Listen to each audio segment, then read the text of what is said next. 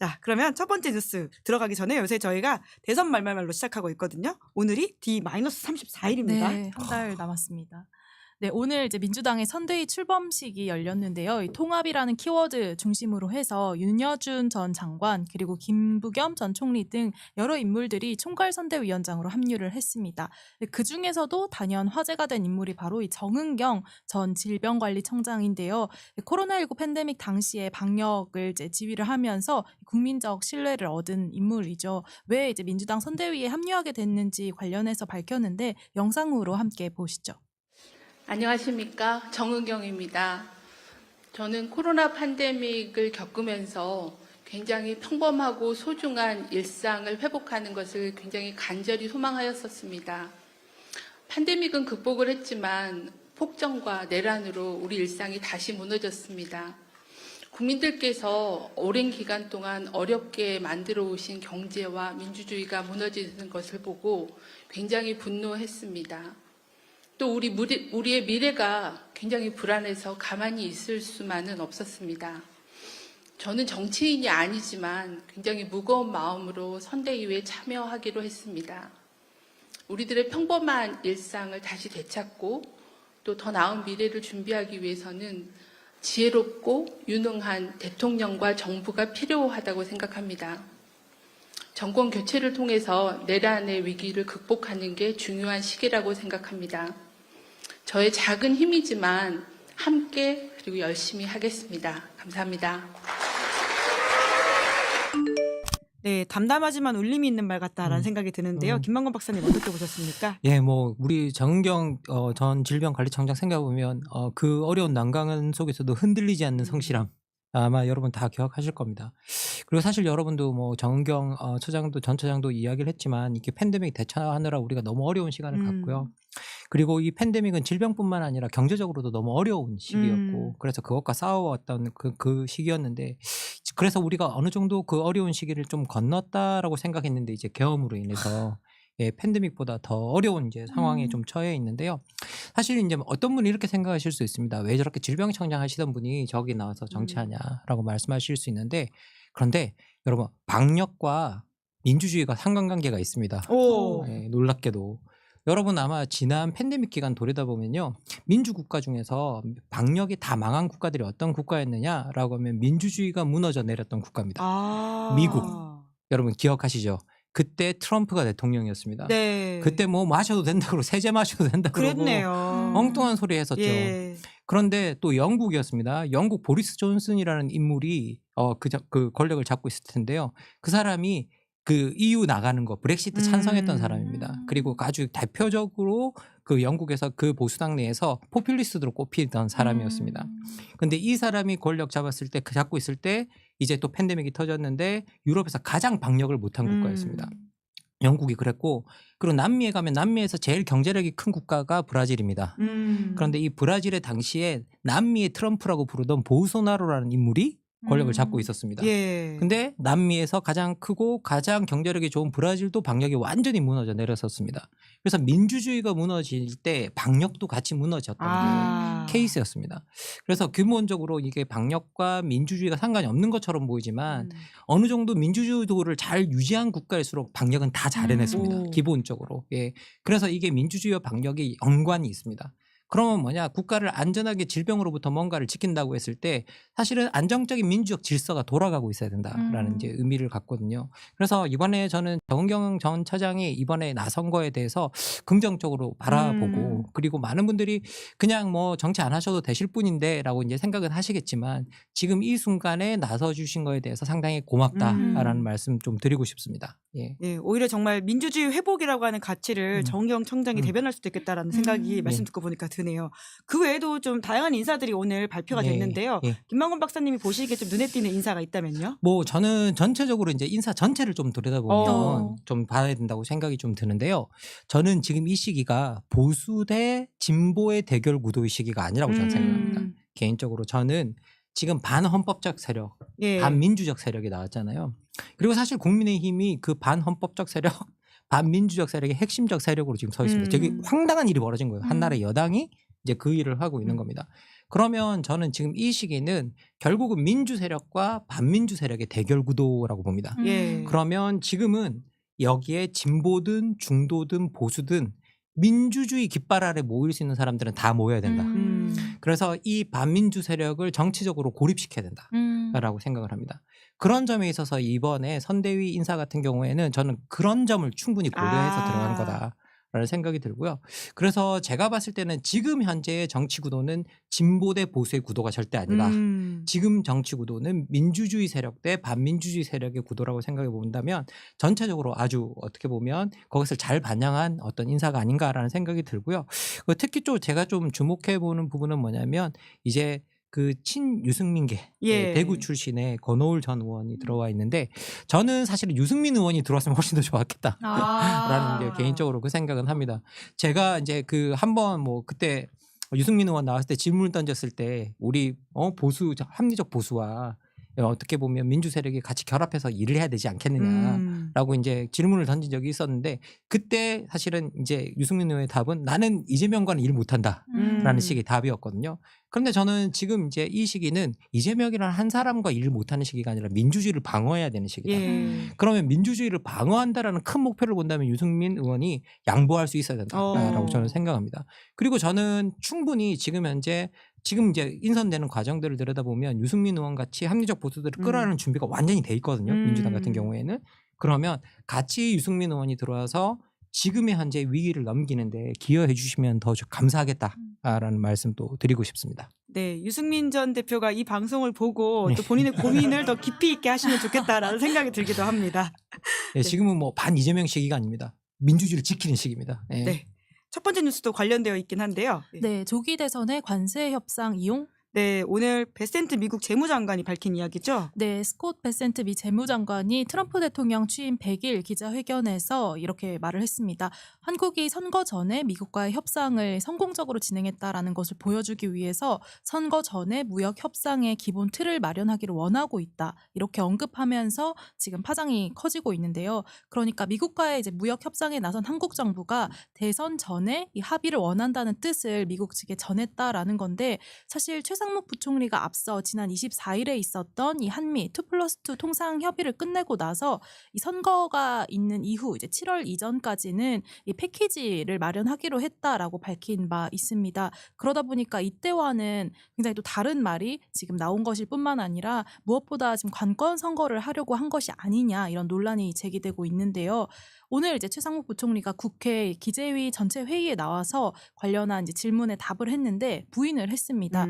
그럼 베센트 장관이 거짓말한 거냐 이런 야당 의원이 질의를 했는데 최 부총리는 저도 어제 발언을 보고 되게 당황했다. 트럼프 대통령 취임 100일을 맞아 국내용으로 얘기한 것으로 이해를 했다. 이렇게 설명을 했습니다. 그러면서 뭐 한덕수 대행이 조속한 어떤 협상 타결을 지시했냐라거나 또 대선 출마와 관련해서 사전에 언질이 있었냐 이런 질문에 대해서도 전혀 하지 않았다. 이렇게 답변을 내놨습니다. 네, 미 재무장관의 발언은 그럼 어떻게 봐야 될까요?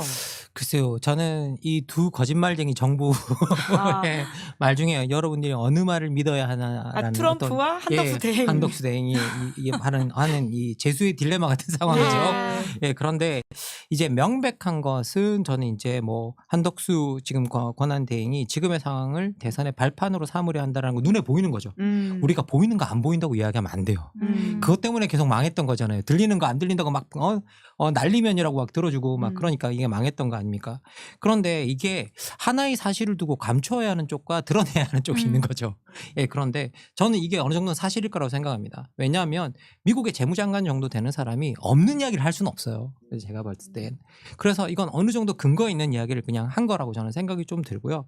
그리고 이제 어떻게 보면 미국 정부가 명확하게 이렇게 사실은 대선 선거 운동을 한 거나 다름이 없잖아요. 거기 가서 이게 다름 아닌 관권 선거 같은 이제 느낌이 좀 느낌이 아니라 뭐 명백하게 그런 일들이 되어버리는 거죠. 그래서 저는 이 베센트 장관의 말 같은 경우에는 우리가 좀 심각하게 바라봐야 된다라는 생각이 듭니다. 이거는 게임의 룰이 깨지는 거예요. 예. 그래서 민주주의 체제에서의 선거는 기본입니다. 아주 기본이고 이 과정은 공정해야 된다. 우리 다들 여러분 부정선거에 다 난리시잖아요. 생각해보면 저는 그런 것들이 투표 과정에서 이루어진다. 뭐 표를 세는 과정에서 이루어진다. 아니요. 요런 과정에서 이루어지는 거예요. 예. 지금 우리는 표를 세는 과정에는 문제가 없는 국가예요. 예. 예. 그런데 요런 과정을 안 지켜서 문제가 생기는 겁니다. 그래서 여기에는 우리가 주목을 해야 된다라는 생각입니다.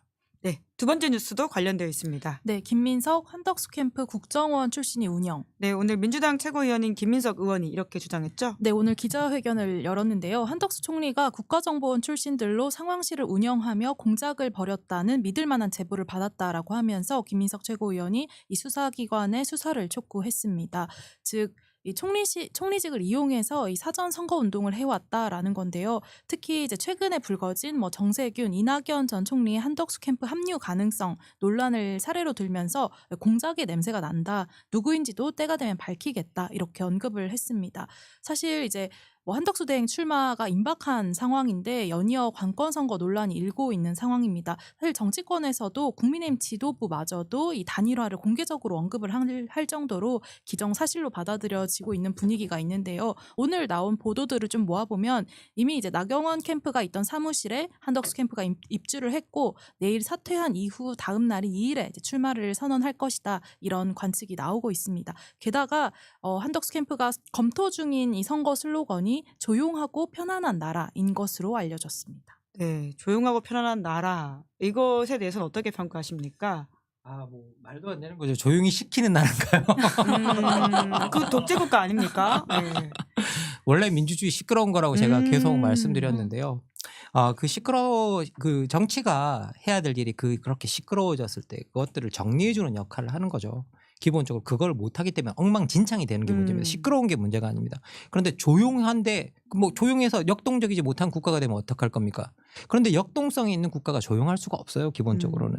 그리고 우리나라는 그 역동성으로 성장해온 국가입니다. 예. 그리고 그 역동성으로 커왔어요. 그리고 그 역동성이 민주주의를 만들고 그 역동성이 경제도 이제 키운 이제 대표적인 국가입니다. 그런데 닥쳐라라고 이제 이야기를 하게 된다면 어떤 일이 이제 일어나겠습니까? 저는 정말 좀 신기한 게 뭐냐면요. 한덕수 권한 대행이 마치 이 정부의 일부가 아니었던 것처럼 이야기해요. 한덕수 권한 대행 같은 경우에는 이 정부가 출범할 때부터 지금까지 대통령이 탄핵되고 난 이후에도 이 정부에 있는 사람이에요. 그러면 가장 오랫동안 이 정부가 있었고 가장 오랫동안 윤석열 전 대통령을 보좌했던 사람입니다. 2인자죠. 예, 2인자입니다.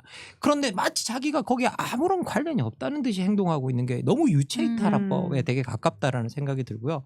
이건 유체이탈 정도가 아닙니다. 제가 아까 방송 시작 전에 약간 이거 아몰랑 일체가 것 같다라고 이야기를 드렸는데 이게 뭐 말도 안 되는 일들이 일어나고 있는 거죠. 그럼 여러분 생각해 보시면 지금 한덕수 권한대행이 맡고 있는 역할은 심판이에요.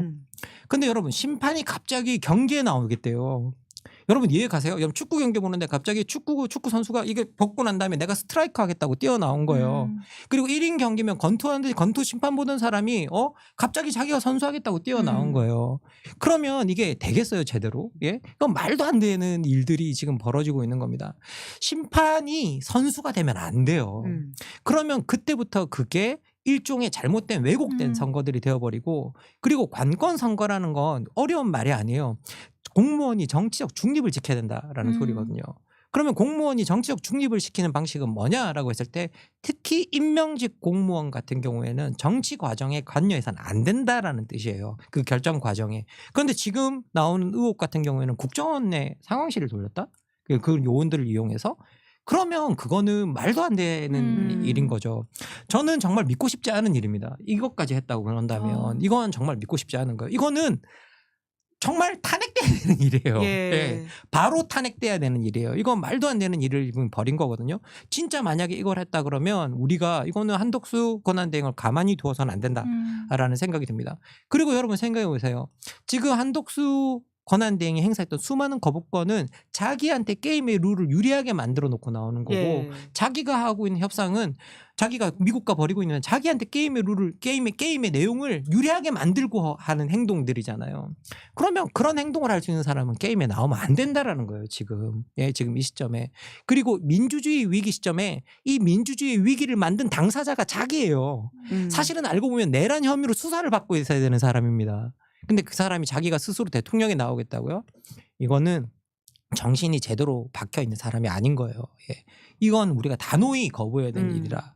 예. 그런데도 국민의힘에서는 지금 한덕수 권한대행과의 단일화가 주요 변수이거든요. 네. 지금 생각해 보세요, 여러분. 국민의힘은 지금 대통령 후보를 뽑는 과정, 경선 과정을 하고 있잖아요.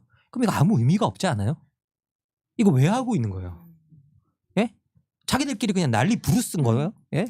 이게 뭐 말도 안 되는 일이에요. 이게 그냥 저기에 돈 정해져 있다 그런다면, 거기에 한덕수가 정해져 있다면 이 경선을 도대체 왜 한 거예요? 그러게요. 그럼 국가적으로 이거 방송도 하고 다 한 거 아니에요? 국가적 전파 낭비에다가 세금 낭비에다가 다 한 거예요. 그럼 도대체 이 짓을 왜 하는 거예요, 도대체? 예? 그러면 이거는 자기들이 정당 자체가, 그리고 여러분 생각해 보세요. 이거는 국민의힘이 정당으로서 기능할 수 없다라는 걸 증명하는 거예요. 왜냐? 자기들이 경선을 치른 후보가 대통령 후보가 될 수가 없어요. 그러면 정당의 가장 중요한 기능이 뭐냐? 선출직 공직자를 배출하는 기능이에요. 예, 그중에 네. 대통령이 될 만한 공직자를 배출하는 게 정당이 가지고 있는 가장 기본적인 능력이어야 돼요. 그러면 이건 자기 자체 내에서 그 능력이 없다라는 뜻이거든요. 그런데 이거 여러분 생각해보세요. 박근혜 탄핵 이후로 한 명도 키워내지 못했어요. 저는 홍준표 의원이 삐진 이유가 이해가 가요. 삐진 건가요? 할당하고. 저는 예. 삐진 거라고 예. 생각합니다. 삐진 이유가 이해가 가요. 정당이 그러고 있는 거예요. 예? 자기가 헌신한 정당이 자기 자체 내에서 그걸 키워내지 못하고 계속 바깥에서 사람을 데려오는 거예요. 그러면 이건 정당이 있을 필요가 없는 거예요. 이건 정당이 아니라 그냥 이익 집단인 거예요. 그냥 단순한. 예? 그래서 저는 지금 현재 국민의힘이 정당으로 도대체 왜 존재하는가. 자기 스스로 질문해야 될 때다. 예. 네. 뭐 여튼 그래도 이번 주 토요일에 네. 후보가 발표가 되긴 하죠. 네, 예. 이제 김문수 후보, 한동훈 후보 중에 한 명이 최종 후보가 될 전망인데요. 일단 낙선한 홍준표 후보가 정계 은퇴 이제 선언한 가운데 최종 후보 선출을 앞두고 뭐 홍 후보 캠프 인사들이라던가 또 안철수 후보 캠프 인사들이 어디로 지금 향하고 있는지도 관심사입니다. 우선 좀 오늘 눈에 띄는 건 홍준표 캠프에서 활동을 했던 유상범 의원 등 4명의 의원이 이제 하루 만에 김문수 후보를 지지 선언을 한 건데요. 앞서 이제 경선에 같이 나왔던 나경원 의원을 비롯해서 이인재 전 노동부 장관도 김문수 후보 지지 선언을 했습니다. 이에 대해서 한동훈 후보는 오늘 좀 불편한 기색을 또 드러내기도 했는데 그 CBS 라디오에 출연을 해서 당권을 지키는 게 이재명에게 이기는 것보다 더 중요한 사람들도 분명히 있는 것 같다. 이렇게 비판을 하면서 한덕수 대행과 단일화 논의에 대해서 이 경선의 힘을 빼는 것이다. 이렇게 지적을 했습니다. 네, 게다가 오늘 전화했다라는 소식이 있는데요. 한덕수와 이낙연 두 사람이죠. 네, TV조선 보도에 따르면 한덕수 권한대행이 오늘 이낙연 새미래민주당 고문과 통화를 한 것으로 이제 확인이 됐습니다. 한 대행이 오늘 오전에 이낙연 고문에게 직접 전화를 걸어서 한번 만나자 이렇게 날짜를 제시했다라고 하는데 이후 이제 채널A 보도를 통해서 이낙연 고문의 입장이 나왔습니다. 그날 이제 2일에 만나기로 한 거는 일정이 있어서 불발이 됐는데 이낙연 고문 입장에서는 어쨌든 한 대행이 무슨 생각을 갖고 있는지에 대해서 국민 앞에 먼저 입장을 밝혀라 이런 이제 취지로 답변을 한 것으로 전해집니다. 네, 이번 선거가 민주주의 회복이다라는 걸 굉장히 중요하게 김만권 박사님 지적해 주셨는데요. 근데 문재인 정부에서 총리까지 했던 민주당의 전직 대표였던 이낙연 전 총리의 선택은 어떻게 좀 이해해야 될까요? 일단 만약에 한덕수와 연대를 한다면 정말 이해할 수 없는 부분이고요. 그리고 정말 진짜 삐지셨구나. 예. 라고밖에 이해할 수 없는 거죠. 예. 그럼 이건 정말 앞으로 저는 이낙연 후보가 만약에 여기에 연대한다, 이낙연 그 전 총리가 연대한다, 그러면 평생 따라다닐 거예요. 이 꼬리표가. 예. 하지 마시라라고 말씀드리고 싶고요. 그리고 오늘 한 통화는 명백하게 정치적 중립을 시켜야 될 임명직 공무원이 사전 선거 운동한 거예요. 예, 한덕수 총리 입장으로요. 예. 이건 선거법 위반에 걸릴 수 있다고 저는 생각해요. 이건 말이 안 되는 거예요. 공무원의 정치적 중립 위반이에요. 지금 이거는. 예. 지금 이거는 하면 안 되는 활동이에요. 근데 지금 전화해서 통화한다? 뭐 한다? 근데 지금 자기는 권한 대행이에요. 권한 대행 안 관뒀어요. 예? 이거는 명백히 문제가 될 수 있는 부분이에요. 이건 하시면 안 되는 일이에요. 근데 너무 버젓이에요. 아무렇지도 않은 듯이. 예? 너무 아무렇지도 않은 듯이 해서 아무렇지도 않은 것 같아요. 예? 그런데 이거는 명백하게 잘못된 거다. 우리가 짚어줘야 될 것 같고요. 그리고 더 나가서 진짜 다시 이낙연 총리 쪽으로 돌아간다고 한다면 다시 말씀드리지만 이낙연 전 총리가 단 한 번이라도 자기가 민주 세력의 일부다라고 생각을 한다면 내가 아까 말씀드렸듯이 지금은 민주 세력과 반민주 세력의 대결 구도라는 거예요. 예. 그러면 거기에 가담하시면 안 돼요. 거기에 가담하시면 절대 안 된다라는 생각이 듭니다. 그리고 저는 안타까운 게 뭐냐면 지금 국민의힘은요. 김문수 후보가 되면 이 정당은 탄핵을 반대했던 사람이 대표가 되는 거잖아요. 그렇죠. 그러면 정말 여기는 정말 이게 지울 수 없는 낙인이 찍힐 겁니다. 그리고 한동훈 후보가 돼도 마찬가지예요. 한동훈 후보는 이 말도 안 되는 정부가 만들어질 때 법무부 장관이었어요. 그리고 수많은 검사 카르텔이 이 정부 내에서 만들어지고 이 정부가 통제할 수 없는 정부가 되는데 가장 기여를 많이 한 사람이에요. 그래서 어느 쪽이 돼도 문제인 겁니다. 그래서 이번 국민의힘 같은 경우에는요, 자신들이 반성을 하고 뭔가 정당으로서의 재건에 나서야 될 어떤 네. 그런 입장이지 지금 선거에 이기려고 들어서는 안 된다라는 생각이 음. 들어요. 예. 네, 여혜경님이 너무 뻔뻔하게 불법을 하고 있다 예. 이렇게 지적을 해주고 계시고요. 그란트푸스님은 문제를 문제라고 말해도 바뀌질 않으니까 좀 무기력해지는 게 있다라는 말씀도 해주셨습니다. 예, 이것도 여러분 정치하시는 분들이 들어야 됩니다. 왜냐라고 하면 사람들이 잘못됐다고 이야기하는데 정치하는 사람들이 끊임없이 무시하잖아요. 그럼 이렇게 사람들이 좌절하는 거예요. 우리 목소리가 안 들리는구나. 예. 쟤는 우리 목소리 안 들어주는구나. 예? 그러면 그게 정치 불신이 됩니다. 그래서 정치하시는 분들, 우리가 이분들이 요구하는 게요, 어려운 게 아니에요. 가장 상식적인 걸 요구하는 거잖아요. 예? 야, 공무원이 중립을 지켜야 될 공무원이 지금 선거에 나서면 어떡해. 그건 너무 기본적인 거예요. 그걸 하지 말라고 요구하는 건데 지금 다 무시하는 거잖아요. 예? 그러니까 이런 기본적인 게 안 통하기 시작하면 정치 불신, 제도 불신, 정부 불신 모든 것들이 다 생겨나는 겁니다. 예. 네, 이번 선거의 시대 정신 프레임을 김만권 박사님이 딱 정리해 주셨는데요. 저희가 34일 남은 기간 동안 이것에 집중해서 더 열심히 보도하도록 하겠습니다. 그럼 오늘은 여기까지 하겠습니다. 두 분 수고 많으셨습니다. 고맙습니다. 네, 감사합니다. 감사합니다. 네, 저는 광고 안내하겠습니다.